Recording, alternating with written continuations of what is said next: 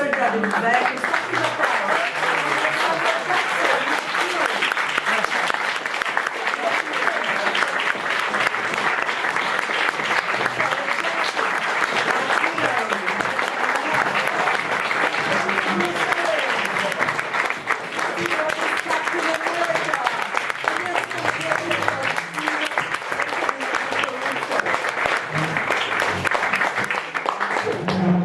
Welcome all to Paris, and thank you for being with us today for Captain America. Thanks for having us. Soldier. Well, my first question will go to you, of course, Anthony and Joe Russo. I mean, obviously, Captain America: The Winter Soldier is very much a sequel to Captain America: First Avengers and to Avengers. How exciting was it to embrace both the Marvel Cinematic Universe and the Captain America, the heroic mythology? And how did you make it your own? Comment se sont-ils appropriés l'univers Marvel, bien sûr, et aussi la mythologie de Captain America? It's interesting. It's been an interesting journey for us. I mean, I started collecting comic books when I was 10 years old. I have a very large collection still in my closet, thousands of books. So we're fanboys. I loved Captain America as a kid, but there were components of the character that I thought were a little superficial and somewhat jingoistic. Ed Brubaker wrote this great run in 2005 about the Winter Soldier. It was deconstructionist and postmodern and a very interesting take on Captain America. It was thematically, it turned the mythology on its head. So we really embraced that. I started collecting. Frank Miller was a very important writer, and he was a big influence on us. Sorry, go ahead, Frank. Voilà, et bien pour nous, ça a été évidemment un voyage passionnant parce que depuis l'âge de 10 ans, je collectionne les comics justement et j'ai toujours dans mon placard des milliers de comics. Donc nous sommes vraiment des fans absolus. Et c'est vrai qu'enfant, moi j'adorais par exemple Captain America, mais je lui trouvais des aspects un peu superficiels, un peu égoïstes en quelque sorte. Et lorsque j'ai lu la version, en Ed Brubaker en 2005, évidemment du soldat de l'hiver, et bien soudain je me suis dit tiens, c'est une façon de déconstruire le personnage, de faire du postmodernisme en quelque sorte avec Captain America. C'est un angle qui m'intéressait particulièrement puisqu'il renversait finalement le mythe et la mythologie. Et puis bien sûr, Frank Miller a été une grande influence également. What about you, Anthony? Yeah, well, the great thing about this movie for us is it combines two great passions for us. One is comic books, but the other one was Marvel told us they wanted to set Captain America in a modern-day political thriller that was inspired by the great political thrillers of the 70s. And we grew up on those movies. We used to watch them on the Late Show with our dad, who's in the back of the room over there. Movies like Marathon Man and 3 Days of the Condor, these great thrillers of the 70s, helped us form our understanding of cinema and the cinematic language. And so the fact that we got to combine both the comic book passion and that genre was really special for us. Alors c'est vrai que il y avait deux choses vraiment qui étaient aussi fascinantes, c'est que nous pouvions grâce à ce film finalement combiner deux passions, celle que nous avions évidemment pour les comics, mais aussi celle que nous avions pour les thrillers politiques des années 70, finalement qui nous ont fait grandir. Je me souviens de regarder avec notre père, qui est d'ailleurs là-bas au fond de la salle de Late Show, et on regardait Marathon Man ou bien Les 3 jours du Condor, et c'est vrai que pour nous c'était vraiment un modèle, un genre que nous avons pu explorer grâce à Captain America. Donc vraiment ce mix évidemment de Marvel, du Captain America, mais aussi des thrillers politiques des années 70 sont deux influences dominantes dans ce film. Well, there's a question really for you three now. I mean, did their vision, in a way, change your take on the characters you know so well? I mean, the script also involved and was more challenging this time around. Yeah, personally, very much so. I mean, you always have to have a certain marriage with your director, not just in an intimate, personal level in terms of the interpretation of your performance, but just knowing visually what they're going for. You know, it's filmmaking is a very intangible process, so the more communication you can have with your director, the better the final product will be. But my first meeting with the Russos was so promising because we really had such similar aspirations as to where we wanted to take the character and how we wanted him to move, you know, especially physically. In the first two Captain Americas, he was just becoming acclimated with his abilities, and we just wanted to try and show why he deserved a spot on the Avengers roster, and just kind of borrow some more dynamic fight styles from some other films that really nailed that kind of action combat genre. Alors, c'est vrai que c'est très important lorsque l'on tourne un film qu'il y ait une relation très personnelle avec le ou les réalisateurs, parce qu'un mariage, parce que visuellement, c'est vrai qu'un film, l'art de faire un film, eh bien c'est très intangible. Donc plus il y a de communication, et plus effectivement c'est important pour des acteurs. Je me souviens lors de ma première rencontre avec Anthony and Joe, eh bien nous avions les mêmes aspirations finalement. Nous voulions effectivement pousser le héros plus loin. Je dirais non seulement plus loin géographiquement, mais aussi physiquement. Dans les deux premiers, en quelque sorte, il s'habituait à ses capacités, à ses pouvoirs. Mais là, aujourd'hui, on veut montrer pourquoi il a un rôle aussi essentiel, évidemment, dans la mythologie des Avengers, et pourquoi il a cette position si importante. Et on va donc donner, physiquement parlant, eh bien, un style de combat bien plus moderne, bien plus adapté, une technique accrue, ce qui fait que pour moi, c'était très intéressant. What about you, Scarlett, the Black Widow? How much have you changed or not with that vision? I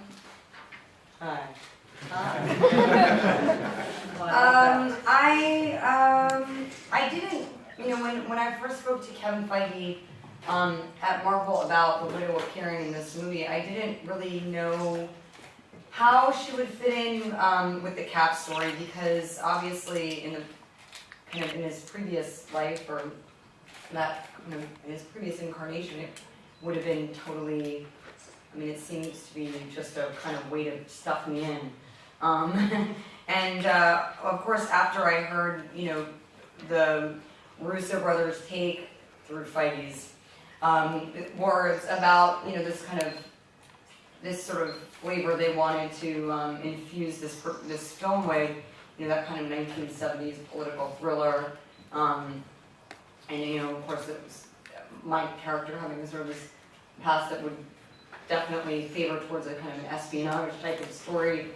That made much more sense to me. I mean, obviously these characters don't really fit in a romantic context, so you know, it was kind of about trying to find a kind of a common ground between them. I think you kind of do find an unexpected common ground, kind of similarities between them.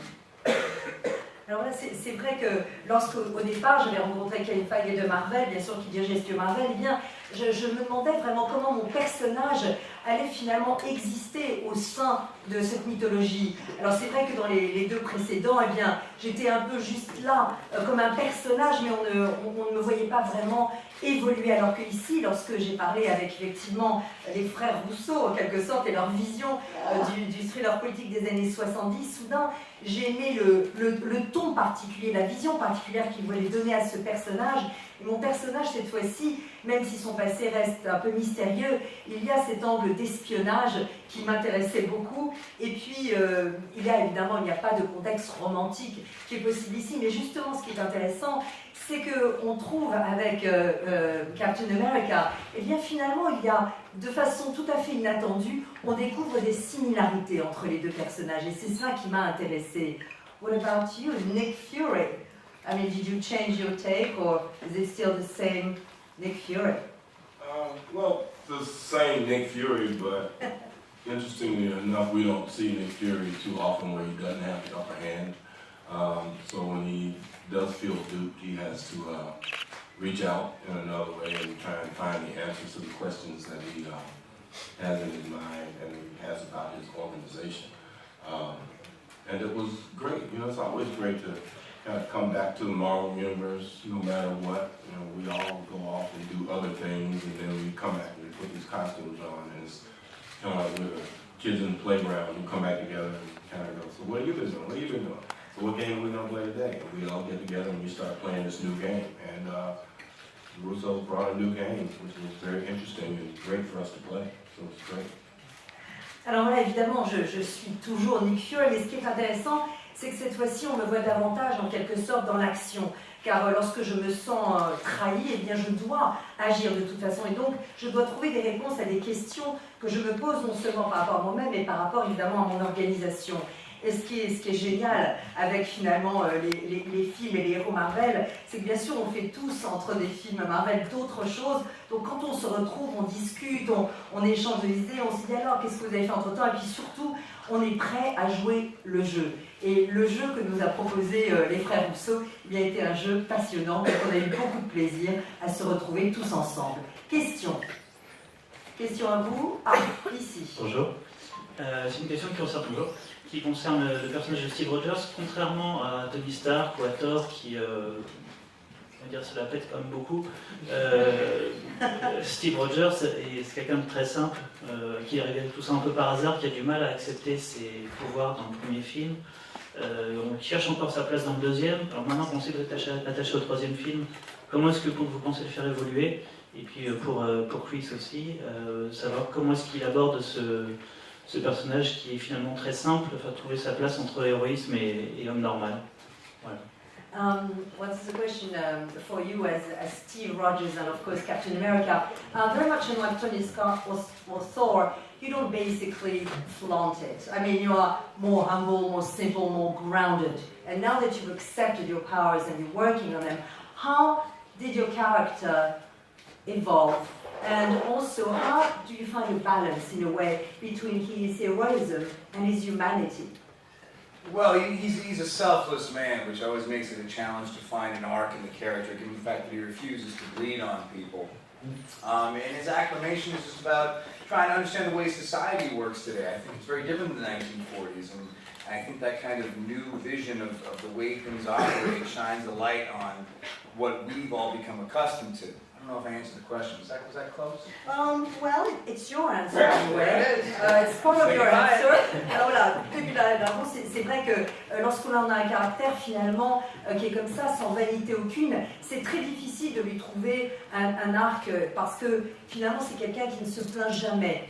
Et donc, en fait, ce qui est intéressant ici, c'est qu'il découvre que la société a extrêmement changé, évidemment, depuis les années 40. Et cette nouvelle vision de la société, eh bien, évidemment, apporte une lumière crue et différente sur ce que finalement nous acceptons tous de plus en plus. That was part of the question. The other part of the question, I believe, was how do you balance heroism and humanity in your character? Well, I think they feel one and the same, really. I mean, I don't think he considers himself a hero. I think that's the first step. I think there's no ego. There's no... This wasn't a choice, you know, this was kind of given to him, and he's made a life of giving himself back to people. So heroism, I don't necessarily think comes into the perception when he wakes up in the morning and chooses to put on the suit and be a hero. I don't think he sees himself that way. So I think that kind of strikes a balance in terms of, you know, humanity and humility, really. Alors, en fait, c'est vrai que Captain America, lui, il ne se considère pas du tout comme un héros. Il n'y a pas de ego ici, ce n'est pas un choix conscient qu'il a fait, même s'il a décidé finalement de donner sa vie pour ce choix éventuellement. Mais surtout, le terme d'héroïsme lui-même n'est pas un mot qui entre dans son vocabulaire lorsqu'il se lève le matin, qu'il met son costume. Donc je crois que dès le départ, il y a un équilibre très sain entre finalement son humanisme finalement et son humilité profonde. Bonjour. Bonjour. Voilà. C'est une question. Pardon, je suis là. Voilà, une question pour Chris, Anthony et Joe. En fait, c'est tout bête, mais ça va un petit peu dans la première réponse de Chris par rapport au combat.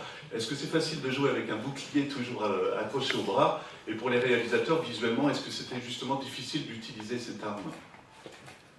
Well, of course, I mean, was it difficult? I mean, from the acting viewpoint, obviously, but also from the director's viewpoint, to sort of play around with his shield, because you mentioned new combat techniques, and the shield is certainly part of it.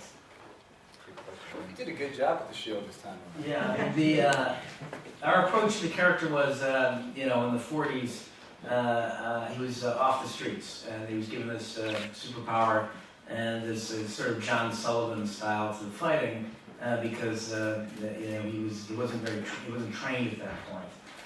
Now that he's been in the modern world for a little while, he has trained and trained significantly. we approached it as if he were the best special operative in the world and knows the most advanced fighting techniques of any soldier in the world. And of course, the shield, you know, is a representative, or it's an extension of his character.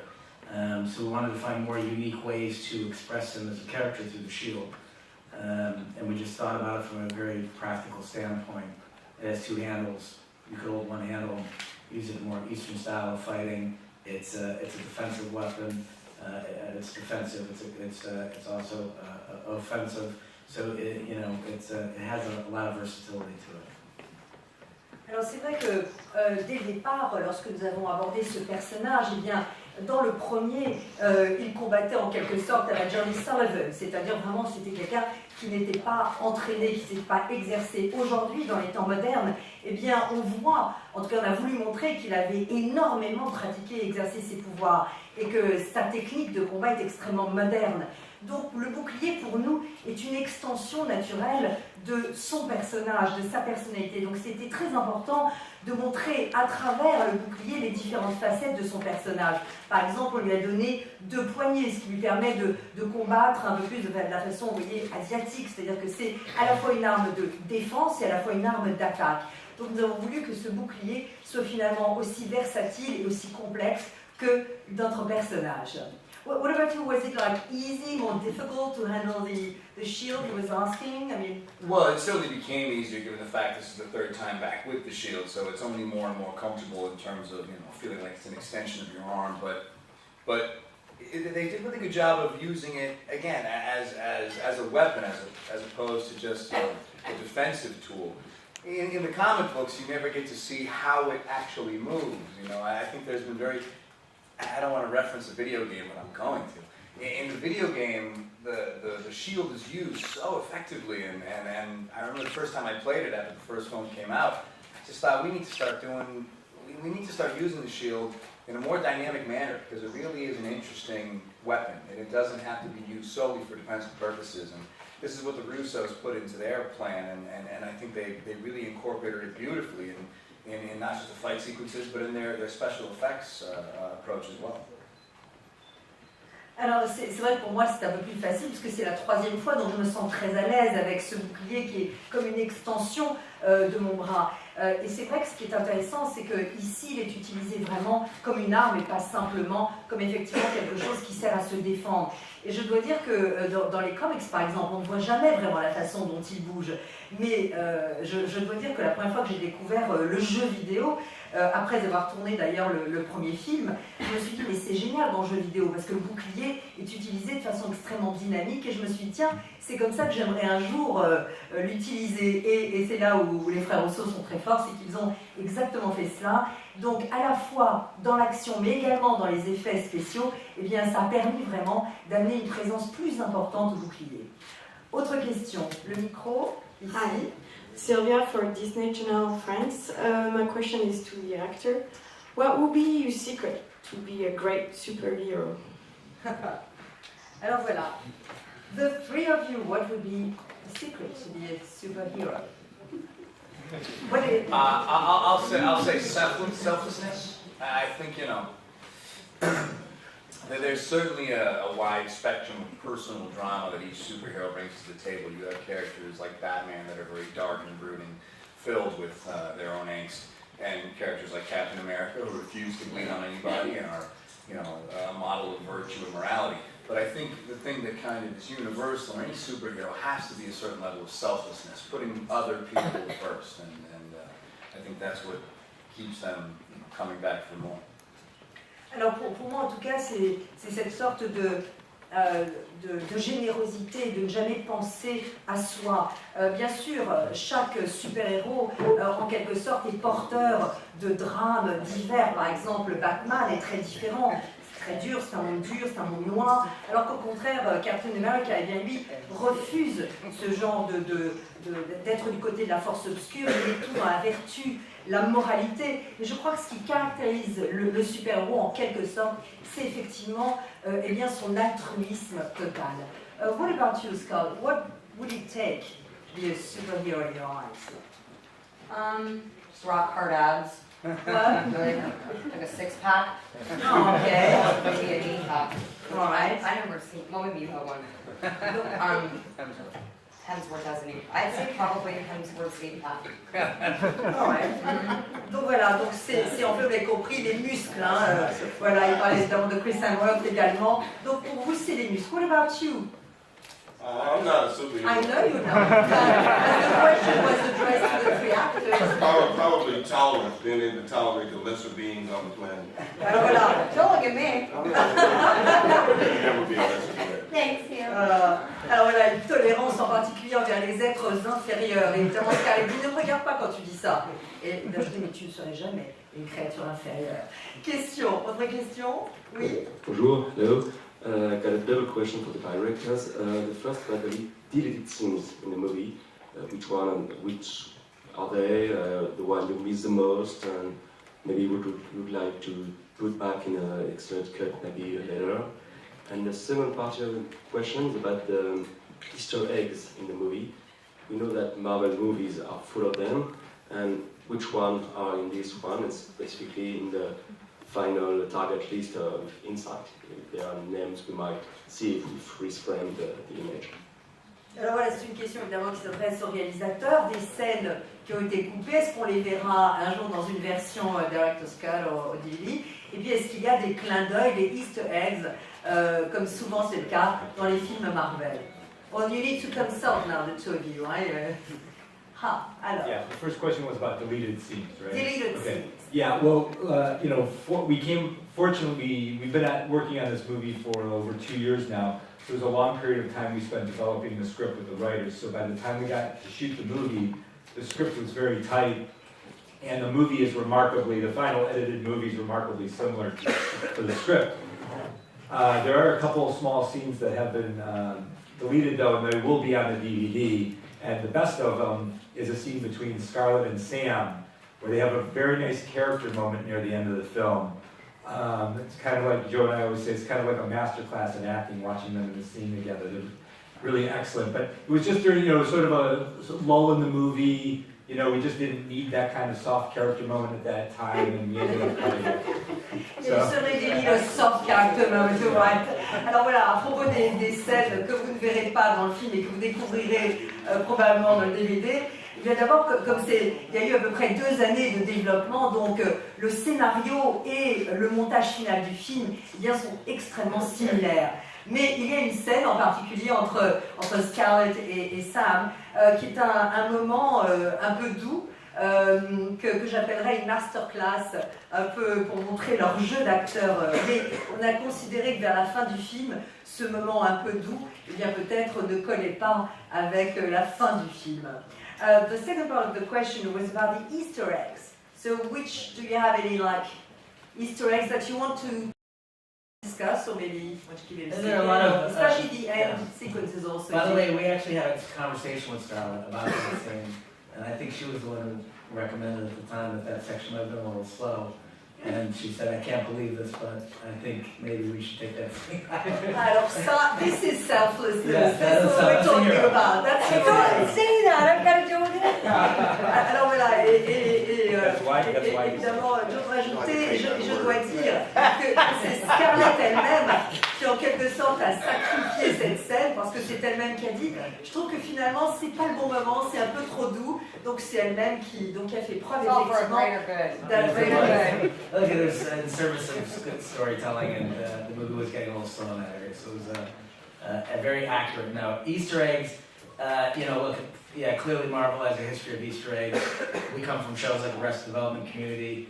We're pop culture junkies. We love putting Easter eggs in movies or in our shows, and obviously in this film, because it just adds a level of enjoyment for the audience the second, third time through when they view the movie. I think Sam is wearing a Pulp Fiction t-shirt today. There is a Pulp Fiction reference in the film. You know, Bob Redford, when he opens the refrigerator, there's a Newman's Own salad dressing in there. Title of one of the books on, you know, pay close attention to the title of the books on Steve Rogers' bookshelf in his apartment. There's lots of, I mean, you know, those are 3. There's 5 or 6 more. We'll leave that to the audience to find those.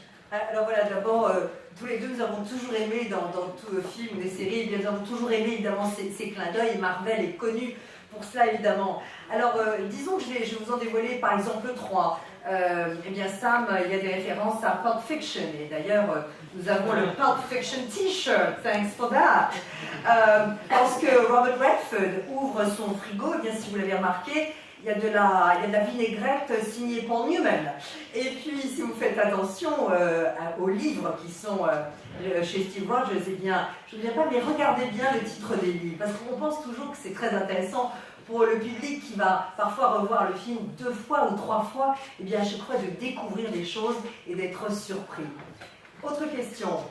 Oui, le micro. Si. Oui, là-bas. Bonjour. Une question aux 3 comédiens, savoir quelle scène leur avait donné le plus de plaisir d'interprète. Et une question subsidiaire pour Scarlett Johansson. J'ai cru comprendre qu'elle pensait réaliser un film, et je voulais avoir confirmation ou pas. All right, so the first part of the question is for the 3 of you. As actors, which scene proved the most enjoyable to actually play? Well, for me, given a movie like this, you're so saturated in action all the time. It's nice when you get to have a still moment. It's nice when you actually get to exchange and emote. And then there's a really beautiful scene where I actually have very little to do with it, where Scarlett's character and I have a moment of reflection, and Natasha specifically is kind of learning a bit about herself. And I think in all the Marvel movies I've seen her in so far, it's the one where you see Natasha kind of crack, and expose a bit of herself. It's the most vulnerable I've seen Natasha behave, and she's so phenomenal in the scene. Like I said, I didn't do much, I just got to watch, but it's my favorite without giving so much away. Alors, en ce qui me concerne, c'est vrai que dans la mesure où le film est effectivement plein d'action, eh bien pour moi, ce qui est intéressant, c'est les moments un peu plus calmes, où on peut vraiment faire parler l'émotionnel. Il y a une scène que j'aime beaucoup, dans laquelle d'ailleurs je fais très peu de choses, mais en revanche, Scarlett, dans le personnage de Natasha, eh bien, montre un aspect d'elle-même qui est très rarement vu, et à la fois dans les comics et dans les films, c'est-à-dire une certaine vulnérabilité. Pour la première fois, elle s'ouvre un peu. Et ça, pour moi, c'est une scène de nouveau à laquelle je n'ai pas beaucoup participé parce que je l'ai regardé jouer et c'est un moment qui m'a touchée infiniment. What about you, Scarlett? What would be the scene you had the most pleasure in? The deleted scene with Sam, probably. No, I'm just kidding.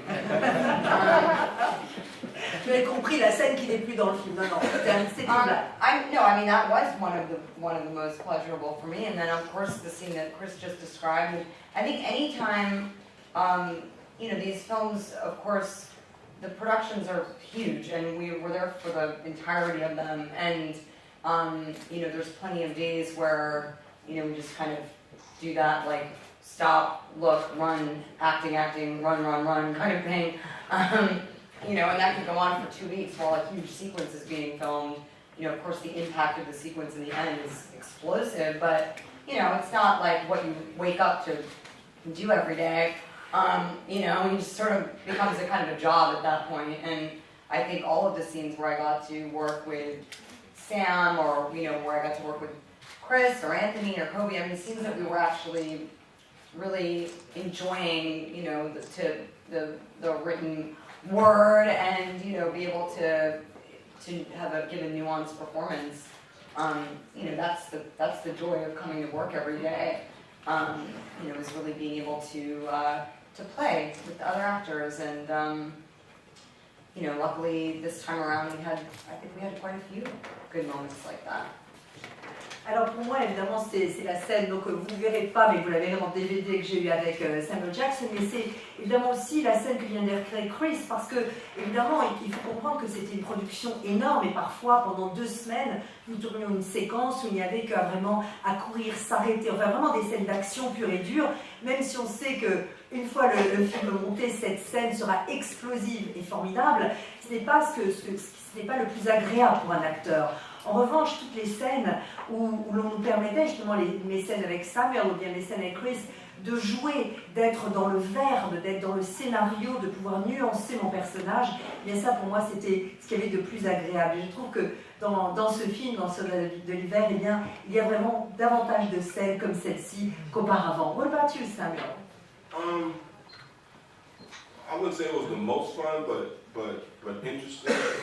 Only because as a young actor, you know, you sit in the theater and you look at famous actors on screen, and it never occurs to you that you're going to be on screen with one of those famous actors. So those days that I worked with Redford were really interesting, just to be there in the space with him and to be able to do, you know, those scenes and, you know, say to yourself when you got home and you can talk to your friends. You know, so what'd you do today? I said, I actually worked with Redford today. Redford? Really? Redford? So, yeah, those kind of things are always surprising, even for me. I can still be surprised by it. Alors je ne sais pas si j'appellerais ça les scènes les plus drôles, mais en tout cas, c'était très intéressant pour moi. Vous savez, jeune, lorsque je regardais, jeune acteur, je regardais des acteurs comme évidemment, il parle de Robert Redford, on ne se dit pas qu'un jour, eh bien, on jouera à leur côté avec eux une scène. Donc c'est vrai que mes scènes avec Redford, eh bien, être dans le même espace que lui, être joué avec lui, eh bien, c'était formidable. Et c'est vrai que quand on m'appelait au téléphone, on me dit alors qu'est-ce que tu as fait aujourd'hui? J'ai joué avec Redford. Ah, c'est génial. Donc c'est vrai que j'ai encore cette capacité d'être surpris. Et c'est vrai que de jouer avec Robert Redford, eh bien, a été une surprise et une récompense formidable. Autre question? Alors, oui, c'est une question pour les réalisateurs, Joe et Anthony Russo. Vous avez fait de nombreux épisodes de séries comiques comme Arrested Development, Happy Endings, Community. Et est-ce que vous pensez que le tempo qu'il y a dans les séries comiques vous a aidé dans le tempo d'un film d'action?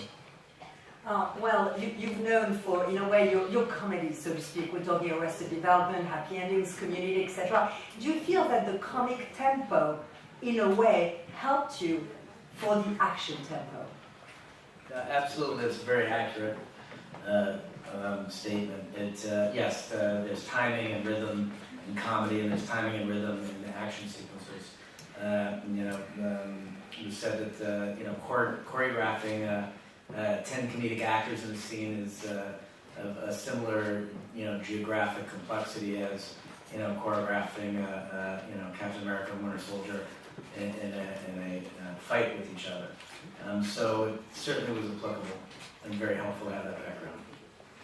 Alors en fait, vous avez absolument raison, c'est très juste parce que le timing, le rythme dans les scènes de comédie est bien évidemment de servir pour le timing et le rythme dans les scènes d'action.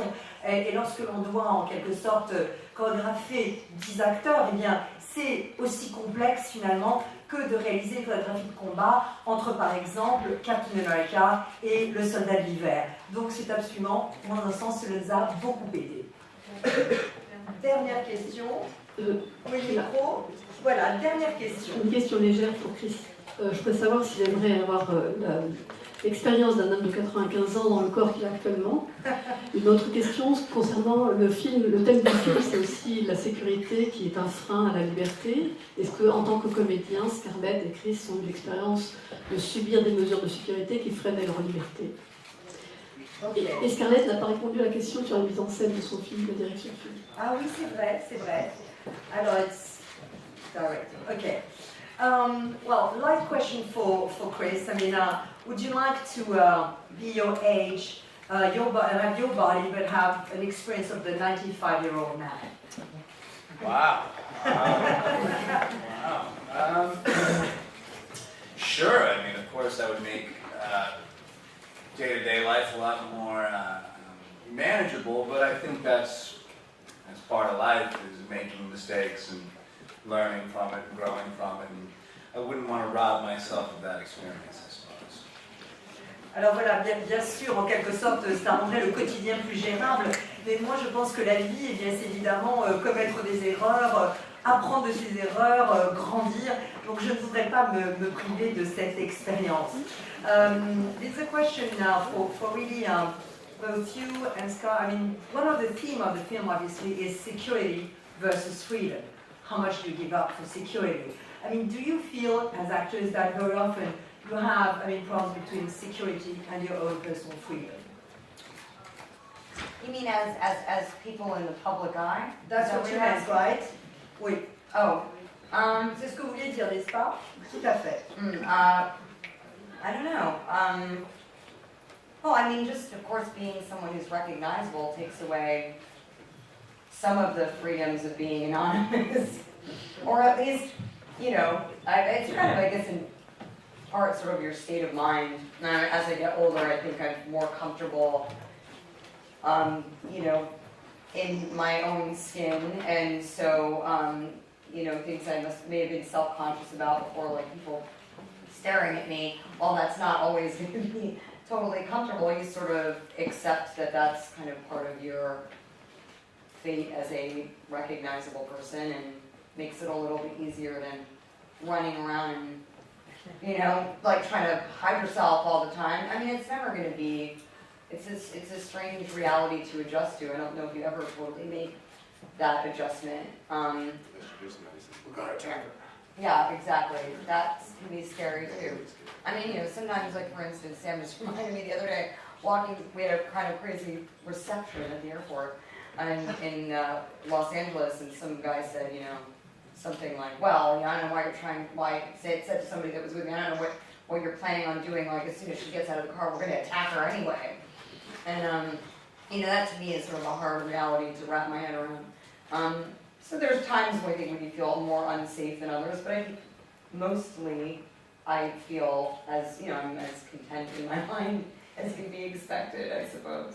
Alors voilà, évidemment que lorsque l'on est évidemment quelqu'un de connu, une part de votre liberté s'en va, mais je crois que, vous savez, quand on grandit aussi, mon état d'esprit a changé, je suis bien plus confortable, je suis bien mieux dans ma peau qu'auparavant, donc maintenant les gens qui me fixent du regard, etc., bien, j'accepte tout ça comme faisant partie intégrante de cette étrange réalité qui est la nôtre lorsque nous sommes acteurs. Et ça me rappelait effectivement, parfois on a des moments un peu de panique, de peur, parce que ça me rappelait que l'autre jour à l'aéroport, nous sommes arrivés à l'aéroport de Los Angeles, et aussitôt des gens autour de nous nous ont dit, là là, dès qu'elle sort de la voiture, on l'attaque.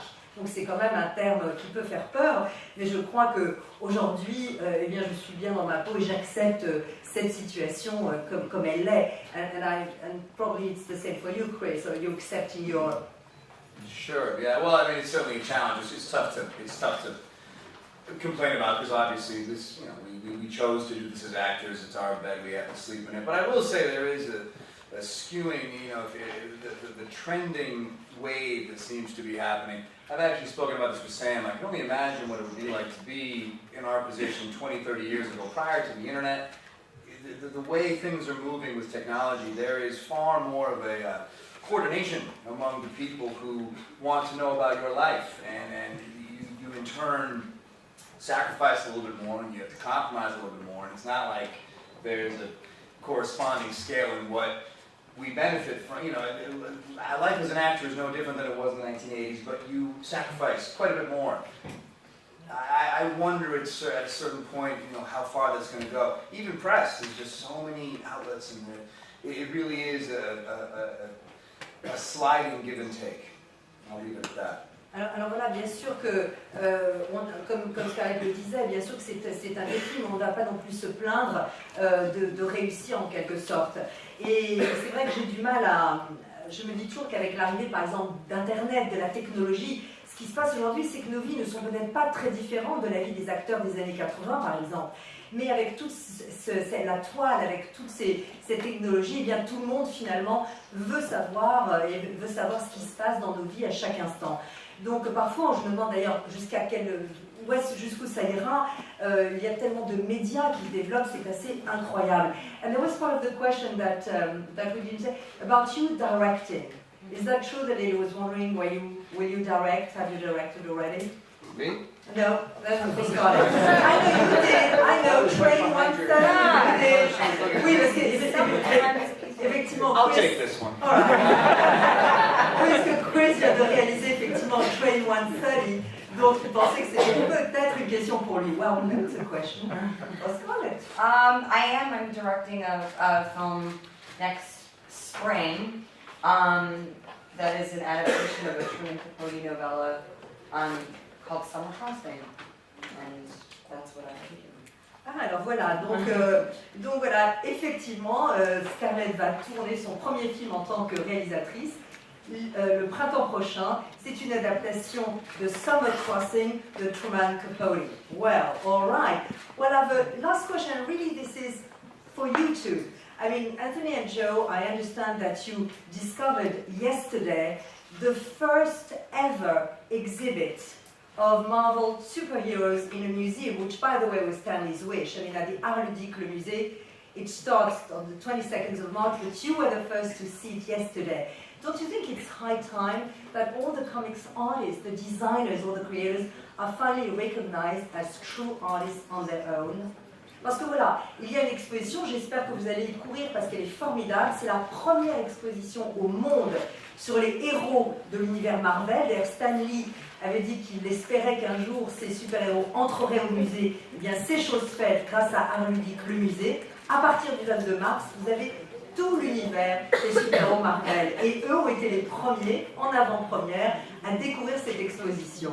So what's your take on that? Should they run for Oscars as well, in a way? I mean, as a lifelong comic book collector, it's probably the greatest art installation I've ever been to. I loved it. It was put together with incredible passion. If you're a comic book fan, run, don't walk to see the installation. It's amazingly well done and has as rich a collection of original comic material that I've ever seen. And it does an excellent job of incorporating the Marvel Cinematic Universe into the installation as well, and showing how the books have influenced the universe and vice versa. Alors voilà, déjà, vraiment, si vous avez le temps, surtout, allez-y, courez-y, c'est une exposition incroyable, Art Ludique, le musée, je vous le disais, parce qu'on y voit à la fois tout l'univers cinématique de Marvel, avec les installations, et l'on voit à quel point, effectivement, les comics et les héros ont influencé notre univers à nous. Voilà, merci infiniment. Thank you very much.